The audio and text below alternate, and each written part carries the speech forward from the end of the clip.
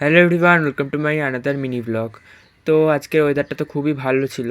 আর সকাল সকাল আমি উঠে পড়েছিলাম, উঠে পড়ে চা খেয়ে নিলাম, তারপর তো জাইকে আদর করতে গেছিলাম।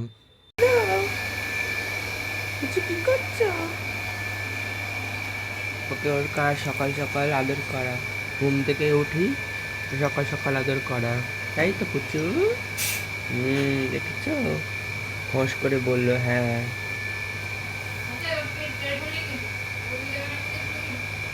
হ্যাঁ, কি একটা হয়েছে। দেন টিফিন করে নিলাম পরোটা, আলু কুমড়োর তরকারি, আর এখানে হচ্ছে ধনেপাতার বড়া। একটাও নিয়ে নিয়েছিলাম ধনেপাতার বড়া। তো আমার খুবই ভালো লাগে ধনেপাতার বড়া, অনেকদিন পরই হলো বলতে গেলে। তারপর তো চান করতে চলে গেছিলাম।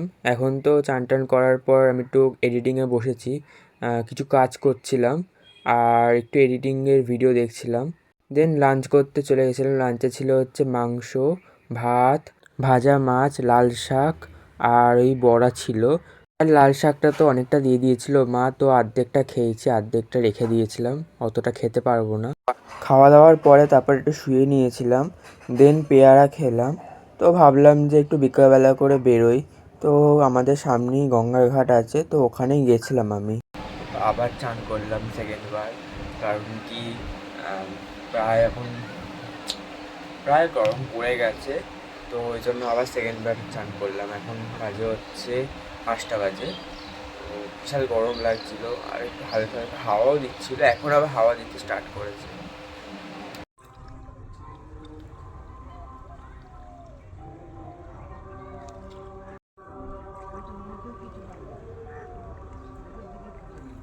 বাড়িতে এসে ফ্রেশ হয়ে নিয়েছিলাম, তারপর এডিটিংয়ের কাজে বসে পড়েছিলাম। তো কিছু কিছু ভ্লগগুলো এডিট করতে হতো।